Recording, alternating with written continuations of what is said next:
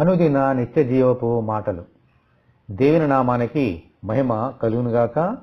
దేవుని వాక్యాన్ని చదువుకుందాము. నీ విమోచకుడును ఇజ్రాయేలు పరిశుద్ధ దేవుడునైన యెహోవా ఇలాగూ సెలవిచ్చుచున్నాడు. నీకు ప్రయోజనము కలుగునట్లు నీ దేవుడునైన యెహోవానగు నేనే నీకు ఉపదేశము చేయుదును, నీవు నడవవలసిన త్రోవను నిన్ను నడిపించుదును. యెషయా గ్రంథము 48వ అధ్యాయము 17వ వచనము.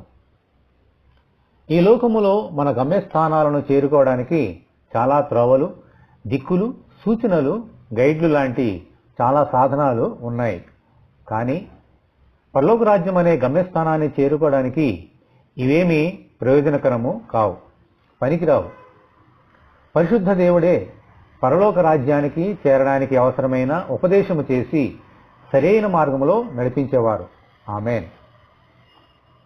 ఈ ఉపదేశము, ఈ సరైన త్రోవ ఎక్కడ దొరుకుతాయి? పరిశుద్ధ దేవుని గ్రంథములో మాత్రమే.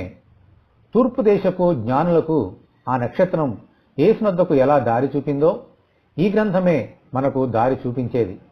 ప్రభువా, మీ ప్రయోజనకరమైన ఉపదేశమును, త్రోవను కనుగొనున్నట్లు మీ పరిశుద్ధ గ్రంథము అనుదినము చదువునట్లు అనుగ్రహించమని మనమందరము ప్రార్థన చేసుకుందాము.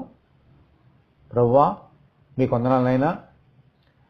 పరిశుద్ధమైన దేవా, మాకు ప్రయోజనకరంగా ఉండినట్లుగా మాకు ఉపదేశము చేసి మేము నడవలసిన త్రోవను మమ్మల్ని నడిపించమని వేడుకొంచున్నాం. సరైన త్రోవలో నడిపించి, యేసునొద్దకు నడిపించి, నీ రాజ్యంలోకి నడిపించి మమ్మల్ని దీవించమని వేడుకొంచున్నాం. నీ సన్నిధానంలో ఉన్న ఆనందాన్ని మాకు ఇవ్వండి. ఈ వాక్యం ఉంటున్నా నీ బిడ్డలందరినీ దీవించునైనా, నీ ఆశీర్వాదంతో నింపమని యేసు అతి పరిశుద్ధమైన నామములో ప్రార్థన చేయుచున్నాము తండ్రి. ఆమేన్. దేవుని కృప మనకు తోడే ఉండును గాక. ఆమేన్.